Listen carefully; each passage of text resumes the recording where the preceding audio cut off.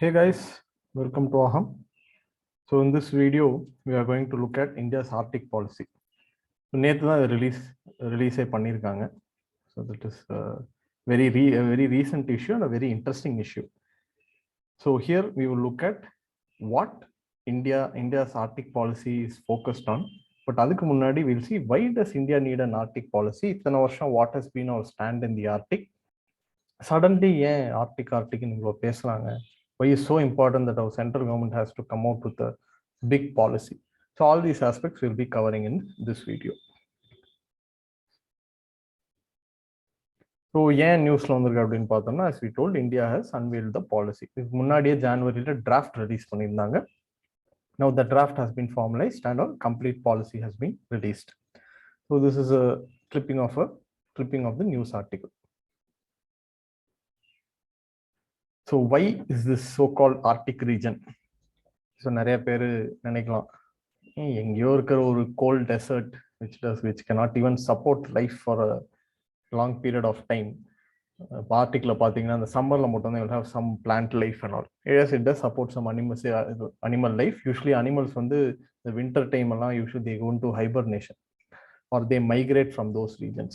So what could be a country's or a couple of countries' interest in a region which is located so far, which is a cold desert? அப்படின்னா இந்தியாவுக்கு வந்து we have lot of things to discuss or a lot of things to gain. First one, environment and sustainable development. So recently global warming issue, நிறைய effects we are seeing. Chennai ஒரு வருஷம் flood, ஒரு வருஷம் drought, இதே மாதிரி unseasonal rainfall, El Nino ரொம்ப சிவியரா இருக்கு. இன்னொரு வருஷத்துல வந்து la nina severe. So extremities of rainfall is increasing, and there are some reports which say that our coastal towns in India, especially on the eastern coast, they will all be submerged under the sea. 10 million, the city, entire infrastructure, industries, everything has to be shifted out of that. People has to resettle. So இந்த மாதிரி நிறைய issues போயிட்டு இருக்கு. அதை தடுக்கணும் or கம்மி பண்ணுங்கிறதுக்காகவும் ரீசெண்டாக நிறைய agreements international level going on. So a lot of effort, government capital is being put into it. Now இதுக்கும் ஆர்டிக்கும் என்ன சம்பந்தம் அப்படின்னா, Arctic is a significant reservoir of ice. So Arctic melt ஆக தான் நம்மளுக்கு sea water ரைஸ் ஆகுது. And the Arctic region is warming at 3 times the faster rate than any other region in the planet. So ஏன் அங்கே அவ்வளோ ஆகுது? அது ஆகிறனால நமக்கு என்ன இங்கே இதாகும், அதை வந்து ஃபர்ஸ்ட் நம்ம அங்கே தெரியணும். அண்ட் நம்மளுக்கு as we know, monsoon வந்து especially southwest monsoon gives 70 to 80% of the rainfall of the country.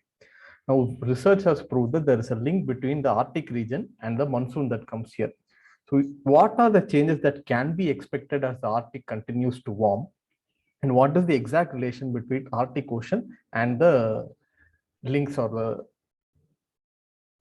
the monsoon that have, what is the cause and effect relationship, or what factor does it play here? So Arctic நாளைக்கு மாறறனால இது நம்ம monsoon எப்படி affect ஆக போகுது? Because we are a monsoon dependent country. So monsoon வரல அப்படின்னா lot of places will be under drought only, and livelihood, life depends on fresh water. So this is one. Rising sea levels we already discussed. We need to note what rate is increasing, can we decrease it, or should we come up with some scheme so as to reduce the warming? இதெல்லாமே அங்க நம்ம படிக்க முடியும். And Himalayas is a very important component for India as a whole. ஏன் அப்படின்னா நம்மளோட most important freshwater rivers are coming from the Himalayas, and Himalayas அவ்வளோ ஹைட்ல இருக்கனால it is called third pole, and they sustain a lot of glaciers. Now these glaciers give us fresh water during the summer season, that is a non-monsoon season. So hence it helps us to sustain agriculture and life throughout the year in India, especially in the northern belt where population is very high. Now the scientists are saying that there is a strong relation between what happens in the Arctic and what happens in the Himalayas.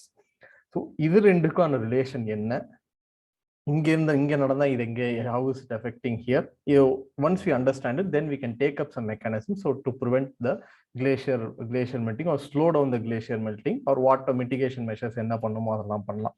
So from an environmental angle and environmental and sustainable development angle, this is how Arctic is very important for us.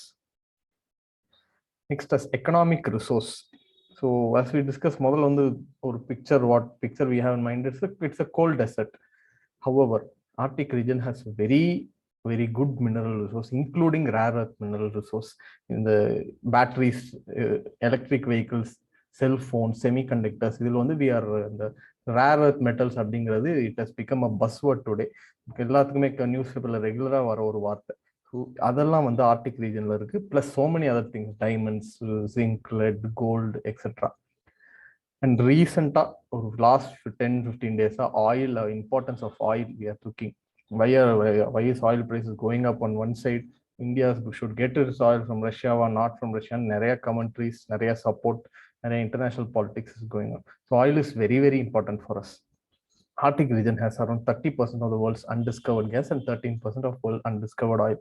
So we have the capacity to tap that one day.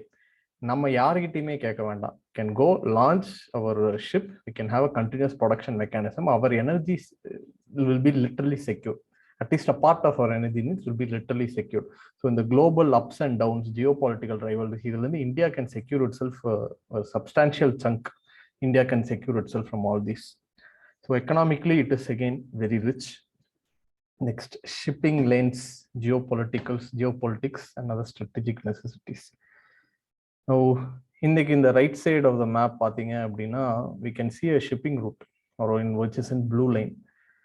So in the blue line, in the shipping route, now here this is called Malacca Strait, one of the choke points, and this is another choke point.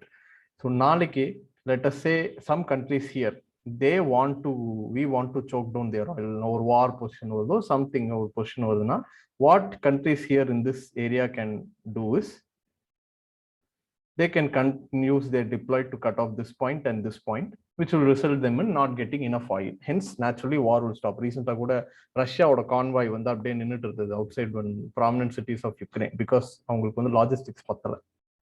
But with this route, அதாவது Arctic இங்க வந்து கம்மியாயிட்டே போகுது.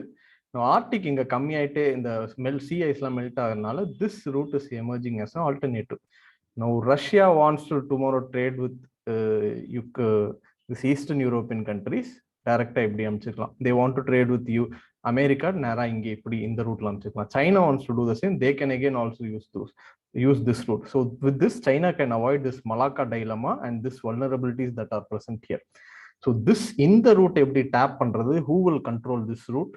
யார் அங்க first போய் சேர்றா? Now all this is becoming a very important factor in the geopolitical play.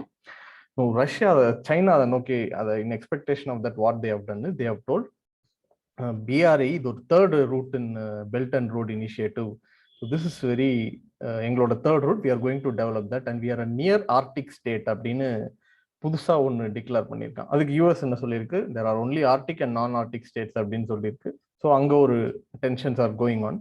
So Russia is rapidly developing this northern route. China is rapidly developing, trying to go and capitalize on this. So this is shipping routes. It's assuming very vital thing. So India, even it uses these existing routes, and 90% of our cargo is traveled through ships. So this, for our economic security, this is very important.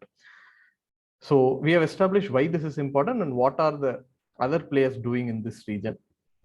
And plus, other than this, there are some border contestations also between Russia, USA, Canada, Denmark. This area, Arctic area, is not completely demarcated, and so like any form of tensions may come. So this area or Arctic Circle as a whole is becoming very important geopolitically. And that's one interesting fact is that China is the only country next to Russia to have nuclear icebreakers. So when the ice break panna, ships can travel behind that. So China is developing that technology apart from Russia. So this shows the importance that China is giving to this Arctic route. Okay.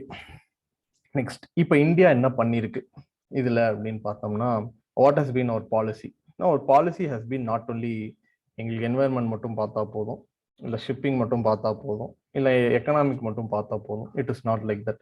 What we have focused on is everything, ஒரு holistic aspect தான் நம்ம ஆர்டிக்கை பார்த்துருக்கோம். என்னைக்குமே ஸ்ட்ராட்டஜிக்காகவும் பார்த்துருக்கோம், சயின்டிஃபிக்காக பார்த்துருக்கோம், என்வாயன்மெண்டலாக பார்த்துருக்கோம். No, to further that, we have been an observer in the Arctic Council. Again, we are not a member, we are only observer. Only the countries which are bordering the Arctic Circle can become the members of the Arctic Council. And we have also established a research station, Himadri, in Norway. So இதெல்லாம் இத்தனை நாள் India பண்ணியிருக்கு. But some issues இன்னும் கொஞ்சம் என்ன பண்ணிடலாம் இவ்வளோ நாள் இல்லை அப்படின்னா, ஃபண்டிங் ஒரு சில இடத்துல பத்தாமல் இருந்திருக்கு. போலார் ரிசர்ச் வெசல் பிளேஸ் பண்ணியிருக்கோம், நம்மளுக்கு இன்னும் வரல. ஸோ அப்படி ஒரு ரிசர்ச் வெசல் இருந்தால் தான் it can move and we can take readings and scientific readings wherever we want. Plus awareness and research, Indian public mind or கான்சியஸ்னஸ்ல வந்து ஆர்டிக், வை ஆர்டிக் அப்படிதான் இருக்கே தவிர ஹவு இம்பார்ட்டன்ட் அப்படிங்கிறது நம்ம பப்ளிக் ரிசர்ச் யூனிவர்சிட்டிஸ் மீடியா இதுக்கெல்லாம் வந்து இன்னும் that importance has not yet come, which should it have been given. So rightly, India has come out with a policy for Arctic. So 6 pillars of the policy என்னன்னு பார்த்தோம்னா, India's research increase பண்ணணும், climate and environmental protection we are going to invest with more research. We are also going to see how we can mitigate all these changes. We are also interested in economic activities there, especially minerals. Human development, இதில் என்ன பண்ண போறோம் அப்படின்னா, see, we need manpower to do research there, to tap economic resources there. For example, India has capacity to produce oil offshore, but whether India has capacity to produce oil among the Arctic ice and the temperature and the conditions, do we have capacity to do that? So adukkaga thaniya human development, human capital we have to raise. And transportation and connectivity, so we will also be trying to capitalize on that route. So idukkaga enna pannirkom appadina, we already have a route called international north south transport corridor. We are planning to link the international north south transport corridor with the Arctic line. So thereby we can increase our trade, our energy security, idellame increase பண்ணலாம் அப்படிங்கிறது. Plus governance. So இவ்வளோ நாள் ஒரு single nodal scientific research body வந்து it was taking care of it under Ministry of Earth Sciences. So now what they have told in this policy is, no, an empowered committee will take all decisions related to Arctic. Now this empowered committee, what is the change அப்படின்னா, ஒரு nodal இருக்க scientific பத்தி மெயினா focus பண்ணது அப்படின்னா, now this empowered committee will have people from defense, will have people from Ministry of External Affairs, will have people also from the scientific community, and let's say also from the environment and forest affairs. So ஒரு holistic focus கொடுக்க முடியும் நம்மளால அங்க. National capacity building, as we discussed, we need scientists, we need people who work there, we need people who can build missions, build ships, build technology specific to that region so that we can tap all these. So these are our policies there. It's a very promising document. Plus நம்ம China மாதிரி we have not told we are near Arctic அப்படி இப்படின்லாம் இது பண்ணாம நீட்டாக அண்டர்பிளே பண்ணி எது ஒரு காமன் பெனிஃபிட் ஆஃப் ஹியூமனிட்டிக்கு நிறையா இருக்கோ that we have focused. For example, resource extraction, scientific experiment, environmental and sustainable protection. So இதெல்லாம் ஃபோக்கஸ் பண்ணியிருக்கோம். ஸோ இதில் nobody in the current Arctic directly sees us as a problem, but we have played our policy in such a way that we will increase our cooperation with every player in the region. So it is a very well thought out and a good policy. So இதனால் நம்ம funding, multidisciplinary approach, improved governance, idellame in the policy has addressed. So that's all for this video. You can go on and read articles about geopolitics of the Arctic region and specific to India's interest, and other environmental related articles also as per your interest. That's all for this video. Thank you.